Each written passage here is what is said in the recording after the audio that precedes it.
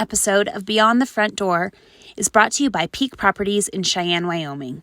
With over 75 years of combined experience in real estate, it's our goal to help clients buy and sell and save by providing the information you want and the professional services you expect. Let us help you with your residential, commercial, HUD, income-producing properties, as well as vacant land and rental needs. To learn more, visit www.sellcheyenne.com.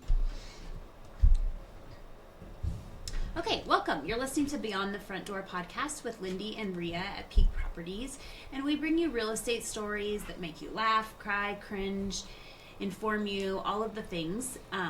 Come on in. We put the real in real estate. And I'm going to let Rhea introduce our guest today. Yes. Thank you so much for being here today. I would like to introduce Chris Leo with Premier Family Mortgage. I think you happened to stop in our office last week or the week before and share some information. Yeah, I had reached out to Lindee a couple weeks back. Okay. And then continued to follow up with her and was able to get a meeting with her. And Great. That's how we met. And yeah. Perfect. Also, I apologize. I'm the worst person to schedule a meeting with. Oh, no, not a problem. I am. I just know it, people. Everybody's busy, and I completely understand. I'm persistent, so I Very good. That's the key to the whole thing is persistence. As Lindee has said, it's kind of lender week, or we're in the middle of maybe lender month. And we always appreciate having different lenders come on and talk to us because everybody kind of has a different perspective or a different niche or a different, or located in a different spot. Right. And so we're really happy to have you here. And so we're wondering if you can just tell us a little bit about yourself, how long you've lived in Wyoming, where you live, your background, family, all that good stuff, so we get to know you. Yeah. Yeah. So I'm born and raised in Torrington, and that's where I currently reside. Lived in different towns. Lived in Casper went to school in Casper College for a couple of years, and then, as everybody seems to do, down to Laramie. Went to UW. Lived down there for a few years. Never graduated, unfortunately, but decided the last year I was there, I was burnt out with school and stuff, so I decided take a year off. What was your area of study, if I may ask? Business administration was my major. Okay. And yeah, that year off has turned into now, so I never went back. But I wouldn't, a little bit of regret not going back, but at the same time, I wouldn't change anything. Well, I'd like to pause this for a minute, but you did get a 2-year degree probably from Casper College. I have the credits to have an associate degree. Just never applied and did that whole spiel. Because you went to do the bachelor's. And right, I said, I don't need that. I'm just going to go and get my bachelor's anyways. And so, I have the necessary credits for it, but just not the actual piece of paper. Well, the reason why I bring it up is I think a lot of Wyoming kids go to community college first. And I know my youngest son did. And I said, a lot of people, 4-year college isn't for everybody. Exactly. And so at least get the 2-year degree, at least get the piece of paper that says, I did 2 years of school. And then that way, if you do move on to a 4-year college and you don't finish, you still have the 2-year degree, which is nice. And it sounds like you do have the credits for that, and you just got to go through the process to get it. Right. And I just have to apply for it. And that going to community college, you talk to a lot of out-of-state people, and it just blows their mind that there's only one university in Wyoming. Yeah. So, but that going to community college is more of an ease, I think, into the new chapter of their lives as far as less of a shock. Right. Because even we're kind of sheltered here in Wyoming. We are. So yeah. Right. And even being in college for, the 3 years that I was before I went to UW, that was even a shock, actually walking into those big classrooms and that kind of stuff. But community college is great. So. Yeah. So anyhow, if I could pause really quick, actually. So just very briefly, like a minute or less, how was it? Did you do the dorm life, apartment life? How did that go for you during that time? So I had friends that I had grown up with and graduated high school with that were already living in Laramie. So we just kind of teamed up and got a house together, and we all lived in a house together. And that worked out okay? Oh, yeah. Oh, good. Yeah, we're still friends. Oh, a success story. A success story. Yeah. Both my sons were on here, and we've had other people say, like, don't bunk with friends. Don't live with friends. I mean, it had its moments to where we, definitely got on each other's nerves, just as it would with anything, being around them that much where you're not used to it. But, yeah, at the end of the day, we're still You're good, still friends. still Well, good that's good friends. news. You know, life has all happened to us, so we don't talk like we used to. But yeah, definitely didn't sever any ties there. Sure, good. Anyway, sorry to pause you there, Yeah, but go ahead. So you finished up school, or you decided to move on? Decided to take a year off. So then I was like, you know, I'll go back to Torrington and just work. And took a job with a family friend.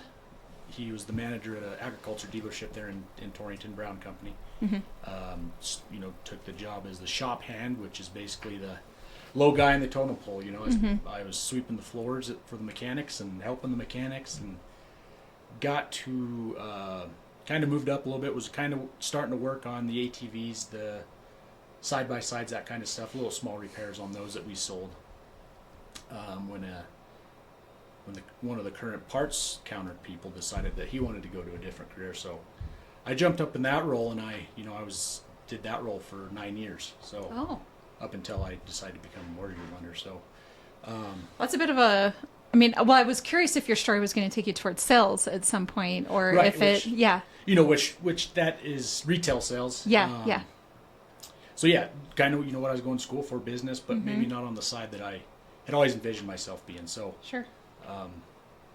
Yeah, so, you know, for 7 of those years, I was just the regular parts counter person. The last 2, I was the parts manager. But, you know, I came to that fork in the road in my life that maybe that's not what I want to do for the rest of my life. But I was at the age where, well, either you decide now to try something else, or you stick here and probably retire doing this and living in Torrington your whole life. Because because that's, I mean, in small town Wyoming, that's often what happens, right? Yeah, and nothing wrong with Torrington. Nothing wrong with I love it. Torrington. Nope. Always been my hometown. You know, could use a couple of more things to do. But, right. Although you aren't far from Scottsbluff. Yeah, correct. Scottsbluff's only about 30 minutes. Yeah. Cheyenne's an hour. You know. Yeah. Nothing crazy. No. Just a short drive, you know, just as anywhere in Wyoming is to go do something. So you had a day, and we talk about this on the podcast here, sort of people's jump story, where you decide you're going to leave behind one life and shoot for another, which is kind of what it sounds like you did. You had a day where you're like, I want to try something different. Right. Yeah. Yeah. So I want to say I was 31, 32. You know, I had just gotten into a relationship with my now wife. We were just married in September. Got introduced to the mortgage world through my now brother-in-laws. They work for a company down in a big retail company down in Denver. So kind of opened my eyes to this world and the possibilities that it can bring, as well as, you know, the self-employment part is what really grasped me. Instead of working for somebody else, you know, what I do is what I put into it is kind of what I get out of it. Right. And once I was 31 or 32, and like I said, I came to that fork in the road so it's time to make a decision now. Either you stay here and probably retire and live comfortably. You know, it wasn't paycheck to paycheck, but it wasn't well off either. You know, just keep going. But at the end of the day, retail sales is not something I saw myself doing for the rest of my life. So gotcha. Jumped both feet in and took off. You haven't looked back. Right. Good for you. So how long have you been doing that now then? Just 2 years now. 2 years. Good for you. Yeah. So. That's awesome. And I would imagine that your experience and your background is going to be very relatable for a lot of people here in Wyoming. I mean, the kind of if you call it the labor industry, but a little bit, right? Yeah, where absolutely. a lot of men and some women here in Wyoming go to work in. And I know my own husband is like that. So I'm sure that makes your experience very relatable and easy for somebody to connect with you. Right. Yeah. Just that grind of 8 to 5 every day, you know, someone telling you where you have to be, what time you have to be there, how long you have to be there, that kind of stuff, you know. Yeah, you know, it's normal life in Wyoming, I feel like, but I was definitely ready for something different. So now that you've been in it for a few years, what do you like about it? What's your favorite thing? Mostly helping the clients, you know. Our business model at Premier Family Mortgage is we're brokers. So we're not tied to a specific bank. We're not tied to a specific lender. We are free to help the client in any way possible, and their best interest is our best interest, right? So anything to help them out, whether it's getting them in a home now or setting them up for the future later, we should be able to help them down the line at some point or now, you know. So seeing the look on the faces of, I just have a client that I'm working with right now that they've gone to banks and because of their credit score, the banks were telling them no everywhere they went. Right. So the husband had a good credit score, the wife did not. He couldn't qualify on his own. So I said, let's give her a shot. Did it, got them pre-qualified. They're under contract now to buy a house. Oh, yay. And so that is, hearing their voice on the phone and that and the excitement is what really gets me. And, the being able to, like I said, help them no matter what situation, what unique financial situation they're in. And even if it's not now, definitely know that It's I coming. have more programs available to help them sooner rather than later, or right now in certain cases. Well, and we've talked about that with some of the other lenders that that if you go in to get pre-qualified and the answer is no right now, there's two really lessons to be learned out of that. First is shopping around. Right. Maybe visiting a broker that would potentially have more options for you. But second of all, even if that doesn't work, then no right now doesn't mean no forever. Exactly. Right? Yeah.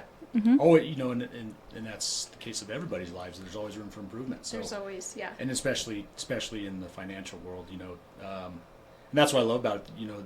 Seeing people grow and seeing people, they may have screwed up earlier in their lives, but they're definitely trying, and they're trying to better their lives by setting up their life financially down the line, and using home ownership is one of the best ways to do that. So, Well, and everybody makes financial mistakes. Right. Everybody has done it, and I do think it's pretty intimidating. Lindee and I have talked about that with other guests, that if you have made financial mistakes, it's intimidating to go talk to somebody. Maybe there's some shame involved with that, and sort of revealing it to somebody else. right. But what we've heard from everybody is that you meet with them, there's no judgment, and you help them develop a plan to eventually purchase a home. Right. Yeah. Like I said, Yep. usually that biggest step is letting your guard down and letting somebody look deep into your, not necessarily your personal life, but like you said, some of the people that had past mistakes, they don't want to bring that up and do it. Talking to a mortgage lender that's going to look into that kind of brings that back up. But Yeah. at the same time, no judgments, no nothing. At the end of the day, we want what's best for the client, and we're going to consult them the best that we can to get into meeting their financial goals for the future. Okay. So how many people are in your office? Is it just So I'm the only one in the Wyoming office. you're the only one in the Wyoming Yep. office? Our Okay. company the main branch is based out of Greenwich, Colorado. Okay. There's probably a small family ran branch, our company overall. I think there's less than 20 of us. I'm not too sure the exact number anymore. We had got up close to 30 people in different ways, which is fine. Sure. That market's kind of doing that to everybody right now, but yeah, family owned, and that's big in our main priority as far as working with each other.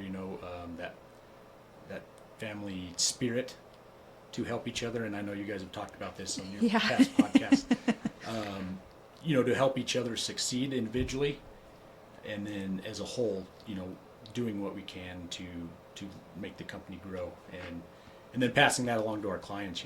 Treating them like family, making sure that they know that we will do everything in our power to help them out and make them feel welcome and make them feel comforted and be part of the family. Yeah, we've talked about it. Go ahead, Lindee. I know. Yeah, about, I was going to say, Peak Properties is Right. family owned. Our motto is "Let our family show you the way home," and yeah, it's the same mission. When you Yeah. work with us, you are part of our family. We Right. treat you like family. We advise you as if we're your family, or we're Right. making these decisions for ourselves, and really putting your client first. Absolutely. So it sounds like similar to us. Very yes. And there's a lot of benefits to that, I think, because I'm sure you feel very supported in what you're doing, as do we. Absolutely, yeah. Because in the broker world, it's I definitely lucked out because I got put in touch with the owner, Nick. He's the founder, the president, CEO, owner, all that. He used to work with my brother-in-laws at that big retail company, and he branched off, started his own thing. And when the market took a turn, because the original plan was when I got licensed, I was going to go work with them. And the market took a turn, beginning of 2022, and my plans did too. So they got me in touch with him, and I couldn't have lucked out any better because of the support that I'm given on a day-to-day basis. Yep. Being new and still 2 years later, if in this line of work, you're never going to stop learning. There's always going to, it's always ever evolving. Every transaction's different. Right. Yeah. There's always that little caveat in each deal that, you're going to have to go look something up on it, or make sure on. And yeah, the support is amazing because there's a lot of broker companies out there that they throw you to the wolves. They say, go get. Sure. And then the sink or swim.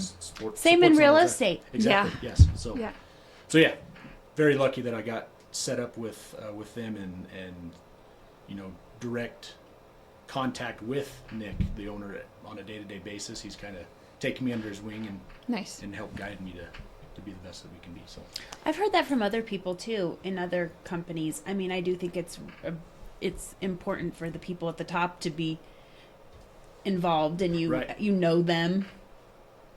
Yeah, and I mean, he's, like I said, he's the owner and stuff, but he's still a loan officer too, so he's still out doing the work. Doing the work as well, but at the same time, he preaches it on a day-to-day basis that his main job is to support us, and help us be the best we can be, while at the same time, doing his own thing.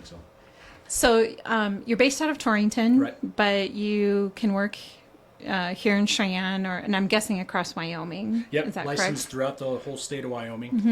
Mm-hmm.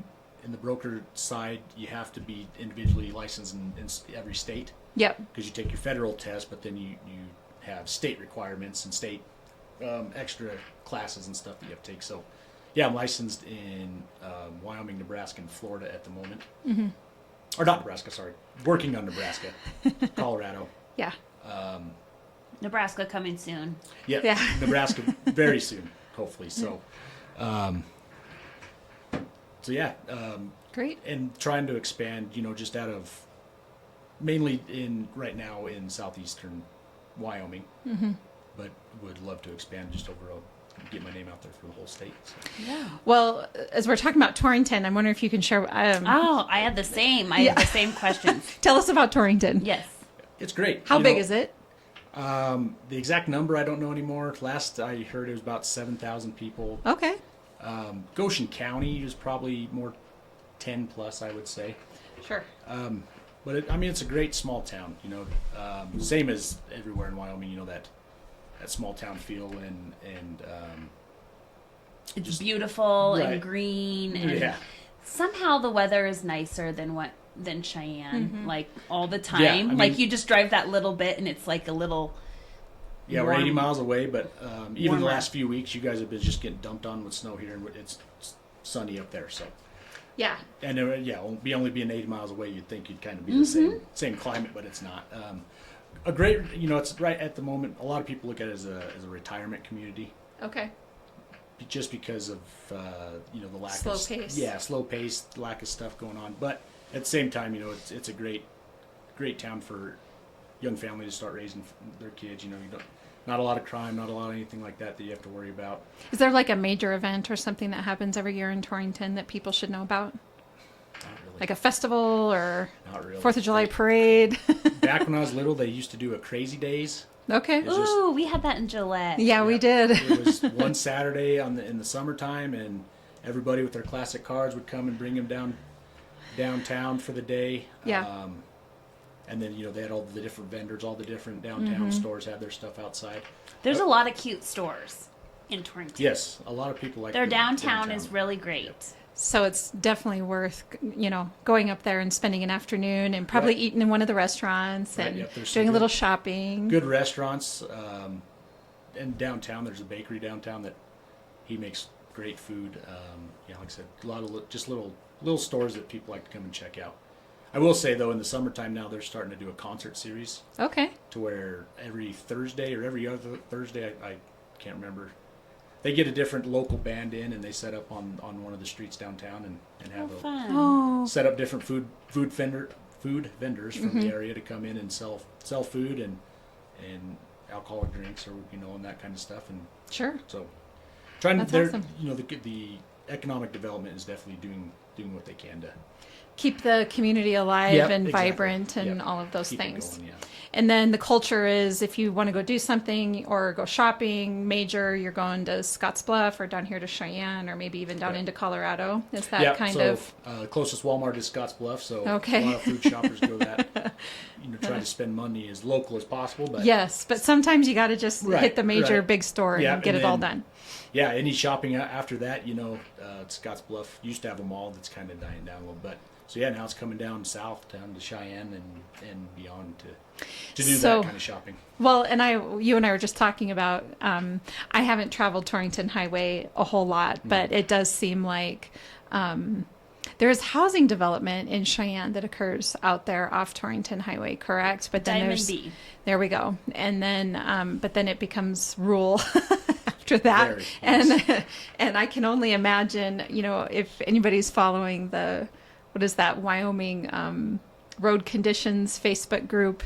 It's, fairly regularly, I would suppose that there's some comment, some remark, something about Torrington Highway and Oh, yeah. that trip between the two places. So, Any of those 2-lane highways are a yes, little Yeah. I sketchy completely sometimes. agree. Especially the wide open like that with the Wyoming wind blowing snow. Oh, the wind. Just the wind in general. I mean, makes it treacherous almost year round, but definitely the winter months, Yeah. you definitely want to take a look at the webcams that you can see the road. Yeah.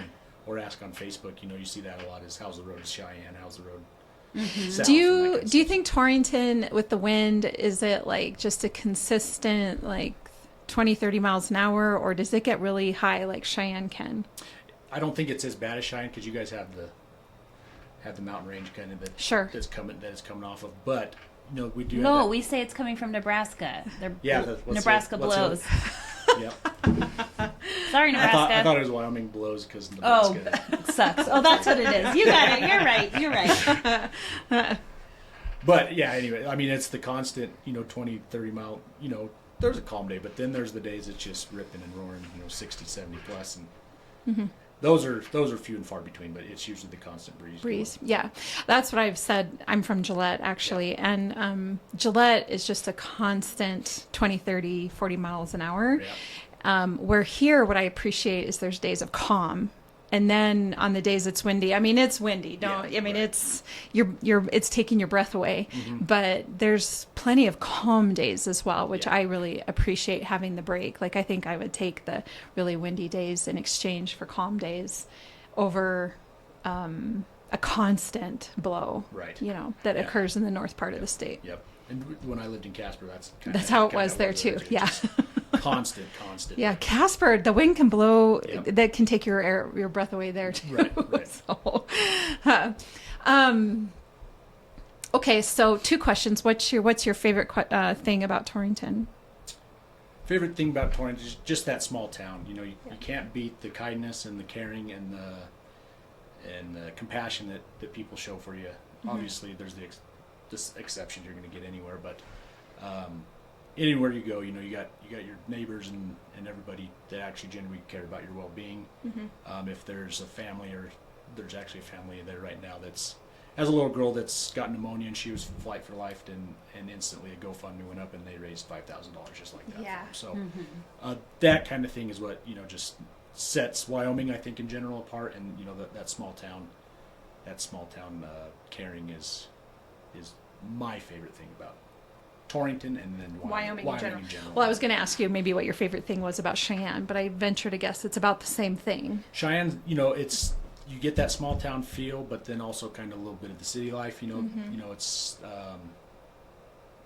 obviously more stuff to do down here, but at the same time, you still get that small town compassion and caringness that I spoke of. Sure. So, Absolutely. Okay, I have a question. okay. I gotta turn it to myself. So, if you could buy real estate anywhere in the world, where would you buy it and why? I've seen this on your sheet, and I kind of thought We've asked everybody. Yeah, and I've heard on your past episodes. So I've been to Hawaii once, and I don't know if you've ever been to Oahu. The North Shore is it's Wyoming on an island to me. Is how I thought of it. That's a great way to put that. So that would have to either, if I couldn't buy there, it'd be definitely just somewhere in the mountains, or maybe a different small town in more seclusive town in Wyoming. Yeah.